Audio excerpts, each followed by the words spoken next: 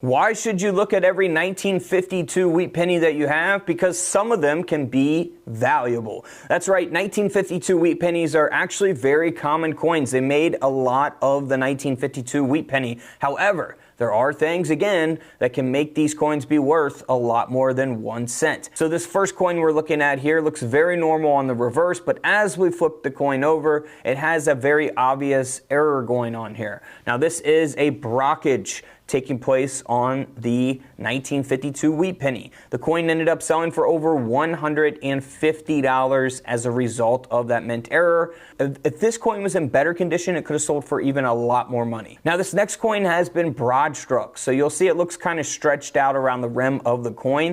It is the 1952 D mint mark, so you will see a D mint mark below the date 1952. For anyone not really into collecting or just now getting into coins, it just means that this coin was produced at the Denver Mint. That's what that D stands for.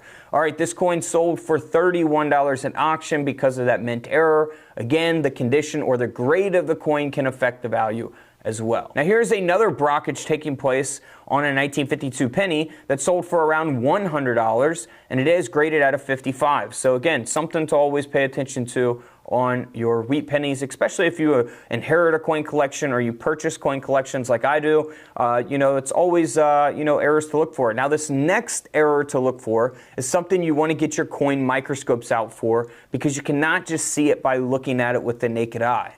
Now this is a 1952 wheat penny where we have an OMM. An OMM stands for over mint mark. So we have a D mint mark over an S mint mark, and that is super rare. Here's what you actually want to look for. You can see a D mint mark over an S mint mark there in the images displayed. This coin ended up selling for around $100 in this condition, graded at a 64. A 70 is the best condition or best grade you can get on the coin grading scale. So had this been like a 66 or 67 grade, it would have sold for even more than $100. So grade or condition affects the value tremendously as well. Now also on your 1952 pennies, you want to look for a regular repunched mint mark where the D mint mark has been repunched. And here are some different examples of that taking place on the 1952 wheat pennies. So get out your coin microscopes. Again, hit that link in the comments below. Scroll all the way down and you'll find the microscopes. Now this next coin here has been double struck, one of my favorite type of mint errors. You can see that the coin has been double struck and that design there has been rotated in collars. So pretty awesome mint error. You know, this could fit in a coin roll, so to find something like this is like obviously a needle in a haystack, but man, if you find one, they're super valuable. This coin ended up selling for over $1,100 at auction, and it does also have another mint error. It has a small indent taking place there on the reverse of the penny here. So man, what a cool mint error there. Over $1,000 penny. Now here's a double strike that is much different, very obvious. This coin would not fit in a coin roll. The coin ended up selling for over $300 at auction, graded at a 64. Now this next coin is something that I've actually found in a coin roll from the bank. It looks very normal on the reverse, but as we flip the coin over, you can kind of see that it looks a little distorted, and you can't really see the full design of the Lincoln cent. It's not very strong. The design is not very strong, right? And that's because the obverse here of this penny was struck through a capped die. So the die has the design on it, comes down, strikes the planchet, the little piece of metal here, and creates the penny, the coin. So this coin ended up selling for around $90 at auction. It is graded at a brown, so you really want a red. Instead of, you got brown, and red. Red is the best when it comes to the designation when these coin grading companies are grading your pennies. So if this was graded at a red, it would have sold for more than 90 bucks. So this next coin here sold for around $31. It has been broad struck, which you can see around the rim of the coin.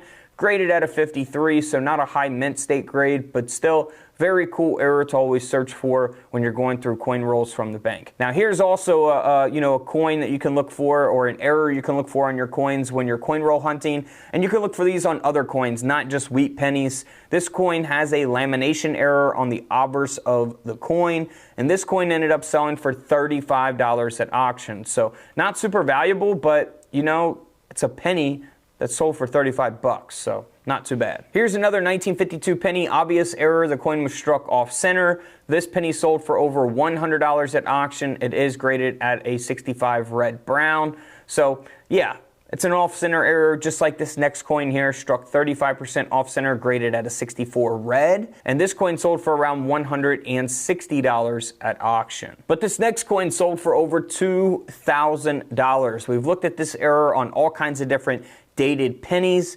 This is where a penny design was actually struck onto a Roosevelt dime planchet. Now in 1952, they were making Roosevelt dimes with 90% silver. So this is a 90% silver planchet as well. Now, of course, a dime design was supposed to be struck on this, not a penny design. And because a penny design was struck onto this dime planchet, the coin sold for over 2 grand. So not too bad for, 1 cent. Or what did he say? Maybe 11 cents? 10 plus 1? I don't know.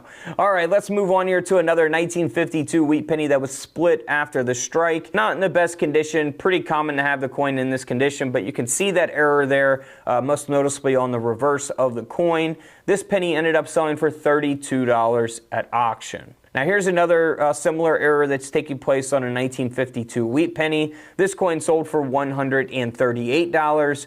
Graded at a 61 brown. Now this next coin is something that you can definitely look for when you're coin roll hunting and can easily be passed up. That's why I encourage people to always weigh your coins. We do have coin scales available at the link below this video in the comment section as well. The coin design here was struck onto a thick planchet. So typically in 1952, these coins are supposed to weigh around the 3.1 grams range.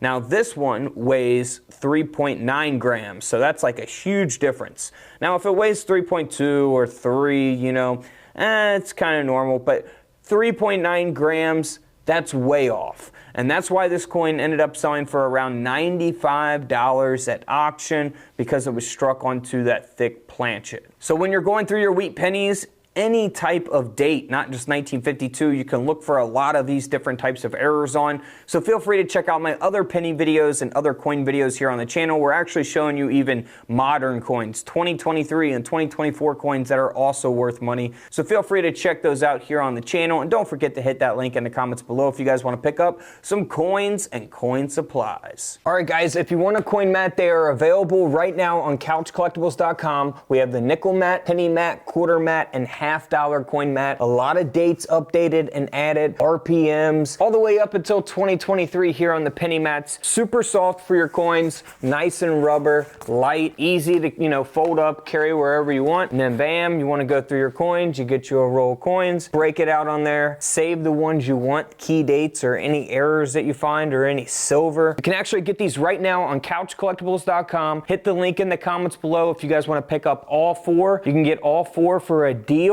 that are a lot cheaper than buying them individually. So feel free to pick one up in the comments below, couchcollectibles.com.